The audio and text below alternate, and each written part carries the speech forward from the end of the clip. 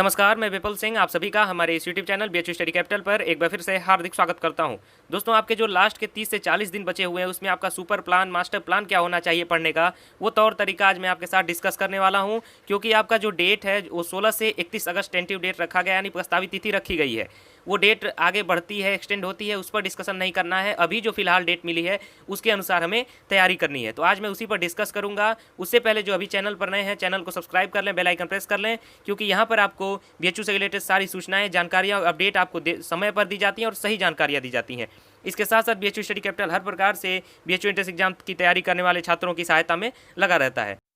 तो दोस्तों, आपके जो 30 से 40 दिन बचे हुए हैं उसके लिए आपका मास्टर प्लान क्या होना चाहिए, बीएचयू स्टडी कैपिटल की टीम की ओर से आपके लिए क्या सुझाव हैं, क्या मास्टर प्लान है, हमारी तरफ से आपके लिए क्या सुझाव दिए जा रहे हैं। और मैं वादा करता हूं कि अगर आप इस सुझाव को, इस मास्टर प्लान को अगर फॉलो करेंगे तो बहुत ही आसानी से आप बीएचयू एंट्रेंस एग्जाम को क्लियर कर सकते हैं। इसके साथ साथ बीएचयू एडमिशन आप बहुत ही अच्छे रैंक के साथ और अच्छे मार्क्स के साथ क्लियर कर सकते हैं। लेकिन हम बस आपको सुझाव दे सकते हैं, उस सुझाव को, उस मास्टर प्लान को फॉलो करना आपका काम है। इसलिए अगर आप इस मास्टर प्लान को फॉलो करेंगे तो आपकी सफलता अवश्य होगी।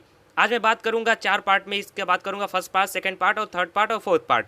4 पार्ट में मैं मास्टर प्लान जल्दी जल्दी आपको समाप्त करूंगा, क्योंकि मेरा एक ही तरीका होता है कि जल्दी जल्दी आपको चीज़ें बता दूं ताकि आपका समय ज़्यादा ना जाए और अच्छी चीज़ें आपको कम समय में मिल सकें। सबसे पहले मैं आपको शुरू से ही बताते आया हूं कि बीएचयू एडमिशन को आप एक गोल की तरह से ले रहे होंगे, यानी एक लक्ष्य की तरह से। आपका एक लक्ष्य हो चुका है बीएचयू एडमिशन, और जिन्होंने भी बीएचयू एडमिशन को एक लक्ष्य बना लिया है उनको बड़े आराम से उनका जो बीएचयू एंट्रेंस है वो आराम से क्लियर हो सकता है, अगर उन्होंने मन में सोच लिया है कि हाँ मैं बीएचयू एंट्रेंस एग्जाम क्लियर कर लूँगा। उसके लिए आपको करना क्या होगा, अभी मैं फर्स्ट पार्ट में ही बता रहा हूँ कि आपका जो 2 चीज़ में बता रहा हूँ, एक इफेक्टिव स्टडी और दूसरा स्टडी विदाउट स्ट्रेस। यानी आपकी जो स्टडी है वो इफेक्टिव होनी चाहिए, जितने भी घंटे आप पढ़ रहे हैं उसका पूरा परिणाम निकलना चाहिए, कंसंट्रेट होकर के आपको पढ़ना है। इसके साथ साथ आपका जो दिमाग है वो स्ट्रेस फ्री होना चाहिए, यानी ज़्यादा अवसाद लेंगे, ज़्यादा स्ट्रेस में रहेंगे तो आपका जो स्टडी है वो इफेक्टिव नहीं हो पाएगा।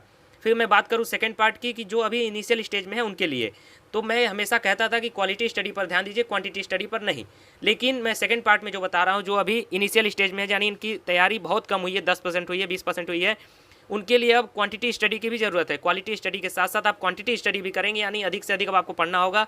देखो, आपके पास 30 से 40 दिन बचे हैं। अब 30 से 40 दिन में भी अगर आप मेहनत नहीं करेंगे तो आपके लिए फिर मेहनत करने का बाद में समय नहीं मिलेगा और फिर आपको साल भर पछताना पड़ेगा। इसलिए जो अभी इनिशियल स्टेज में है पूरा 30-40 दिन झोंक दीजिए, और क्वांटिटी स्टडी भी होनी चाहिए, क्वालिटी स्टडी भी होनी चाहिए, जो भी अभी इनिशियल स्टेज में है।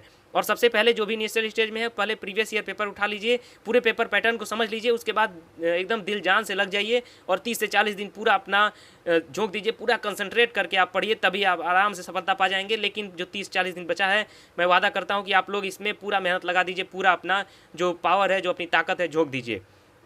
फिर तीसरी बात करूं कि जिनका लगभग कुछ परसेंट तैयार हो गया है, अच्छी तैयारी हो चुकी है, उनको अपना जो है फाइनल टचअप देना है, उनके लिए क्या करना होगा। उनके लिए मैं पहले भी एक 30 दिन का प्लान लाया था। अगर वो 30 दिन के प्लान को आप फॉलो कर रहे हैं तो इस नए प्लान पर आप नहीं आएंगे। इस प्लान को भी सुन लीजिए, जो आपको बेहतर लगे उसे फॉलो कर सकते हैं, लेकिन अगर आप उसी प्लान को फॉलो कर रहे हैं तो उसी को करते रहिए। वो भी आपको मैंने बेहतरीन प्लान दिया था, इसी से कुछ मिलता जुलता ही प्लान था आपके लिए।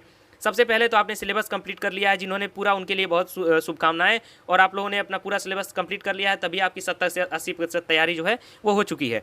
उसके बाद आपको करना क्या होगा, अब मैं आपको स्पष्ट कर देता हूं कि आपको नया चीज़ नहीं छूना है। जिनकी तैयारी अच्छी हो गई है वो बिना मतलब का नया चीज़ छूने का प्रयास नहीं करेंगे, नई चीज़ों पर हाथ नहीं आजमाएंगे। जो चीज़ें तैयार हो गई हैं उसी को धुआंधार एकदम रिवाइज कीजिए, शुरू से रिवाइज कीजिए एक बार फिर से, क्योंकि आपके पास 30 से 40 दिन समय बचा हुआ है, आप बेहतरीन तरीके से रिवाइज कर सकते हैं। लेकिन कोई भी नया चीज़ नहीं छूना है, कोई भी नया चैप्टर, कोई भी नया टॉपिक नहीं उठाना है। आपकी जो तैयारी हो चुकी है वो शानदार है। अगर 80% आपने तैयार कर लिया है तो फिर नए टॉपिक पर मत जाइए, उसके लिए बाद में प्रावधान किए जाएंगे। अभी पूरा जो आपने पढ़ लिया है उसी को धुआंधार तरीके से रिवाइज कीजिए 30 से 40 दिन।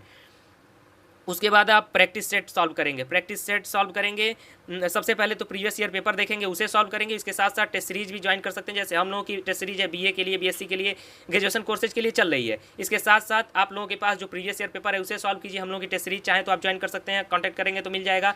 वो इन 2 चीज़ों के करेंगे, आप लगातार प्रैक्टिस करेंगे। और प्रैक्टिस कैसे करेंगे, निगेटिव मार्किंग को ध्यान में रखते हुए, टाइम मैनेजमेंट और निगेटिव मार्किंग को ध्यान में रखते हुए, यानी टाइम मैनेजमेंट करेंगे। जो आपको टाइम दिया जाता है, अगर आपके एग्जाम का टाइम 2 घंटे है तो आप 2 घंटे में ही पेपर सॉल्व करेंगे और निगेटिव मार्किंग को देखते हुए सॉल्व करेंगे। प्रीवियस ईयर पेपर हो या फिर कोई भी टेस्ट सीरीज आपने ज्वाइन किया है तो वो दो चीज़ों को आप अपने टाइम मैनेजमेंट और निगेटिव मार्किंग के अनुसार सॉल्व करेंगे, तभी आप उसमें अपना अच्छा प्रदर्शन कर सकते हैं। उसके बाद आप अभी 30 से 40 दिन पूरा अपना रिवाइज कीजिए। उसके बाद जो आपके बचेंगे 6 से 7 दिन, उसमें मैं बताऊंगा कि किस प्रकार से अगर आपका नए टॉपिक हैं तो उन्हें भी छू सकते हैं किस प्रकार से, और जहाँ पर आपकी कमजोरियाँ रह जाएंगी उन्हें कैसे देखना है। फिर चौथा पॉइंट मैं बताता हूँ कि हमेशा मोटिवेटेड रहिए।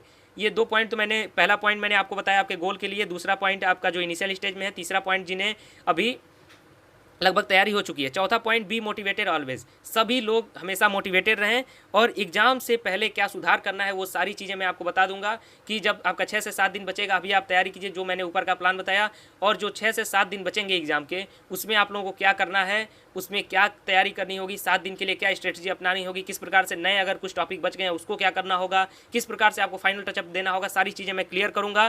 बस इसी के साथ आप सभी को धन्यवाद देता हूँ। आप चाहें तो अगर ना समझ में आया हो तो फिर, क्योंकि मैं जल्दी जल्दी वीडियो समाप्त किया इसलिए चाहे तो आप पीछे जा करके अपना जो पार्ट है उसे एक बार फिर से देख सकते हैं, वहाँ पर आपको फिर से सारी चीज़ें समझ में आ जाएगी। नोट डाउन कर लीजिए और अपने दिमाग में बैठा लीजिए। मिलता हूँ किसी अगले वीडियो में, तब तक इस वीडियो को लाइक कर दीजिए, अपने दोस्तों के साथ ज़्यादा से ज़्यादा शेयर कीजिए, और चैनल को आपने अभी तक सब्सक्राइब नहीं किया तो सब्सक्राइब कर दीजिए। फिर मैं बीएचयू से रिलेटेड कोई और सूचना जानकारी अपडेट के साथ आपके लिए वीडियो लेकर के आऊँगा, और हर प्रकार से आपकी सहायता की जाएगी। कोई भी क्वेरी हो तो कमेंट बॉक्स में लिखिए, आपका सोल्यूशन किया जाएगा। बहुत बहुत धन्यवाद।